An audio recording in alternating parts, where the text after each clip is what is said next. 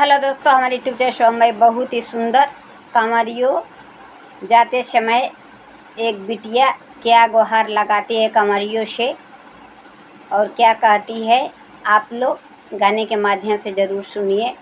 और गढ़दानी भोले बाबा को संदेश भेजती है महादानी के लिए।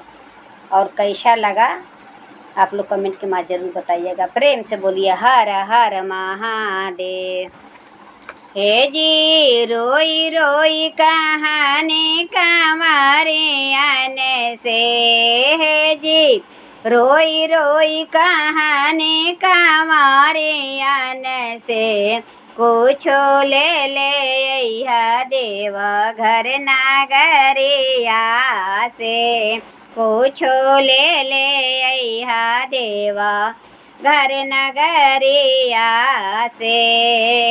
सिंदूराल तरसेला हमारो जे मंगिया, सिंदूराल तरसेला हमारो जे मंगिया, हमरो जे मंगिया हो हमरो जे मंगिया, जाई के कहिया महादानिया से, जी जाई के कहिया गढ़दानिया से, कुछ ले ले देव घर नगरिया से, कुछ ले ले देव घर नगरिया से।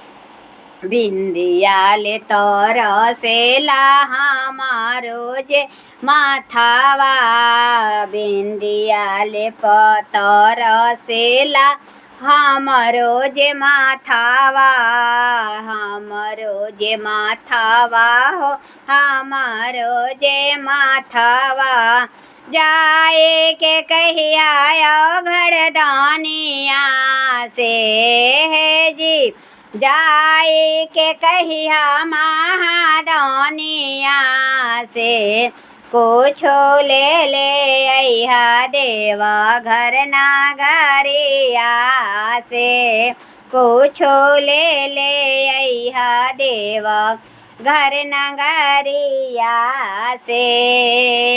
चूड़ियाल तरसेला हमारो जे बहिया, बहिया हो बहिया, चूड़ियाल तरसेला हमारो जे बहिया, मेहदील तरसेला हमारो जे हाथवा, मरो जे हाथावा हो हमारो जे बहिया, जाई के कहिया महादानिया से, जी जाई के कहिया गढ़दानिया से, कुछ ले ले देव घर नगरिया से, कुछ ले ले देव घर नगरिया से। पायल बिनु तरसे हमारो जे पहुआ, महावा रबिनु तरसे हमारो जे एड़िया, हमारो जे पहुआ हो हमारो जे एड़िया, जाई के कहिया महादानिया से, है जी जाए के कहिया गढ़दानिया से, कुछ ले ले देव घर नगरिया से, कुछ ले ले देव घर नगरिया से। रोई रोई कहानी कमारे आने से, है जी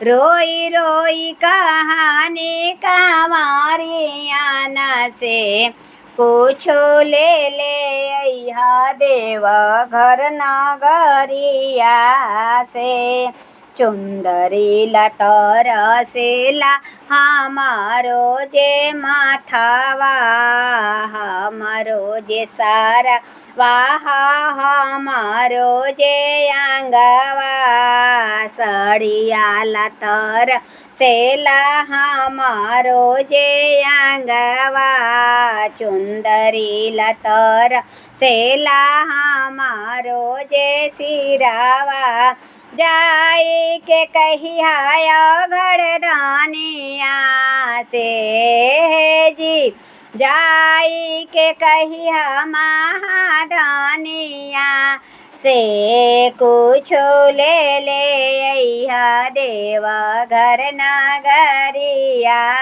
से, रोई रोई कहानी कमारिया हसे कुछो ले अइहा देवघर नगरिया से।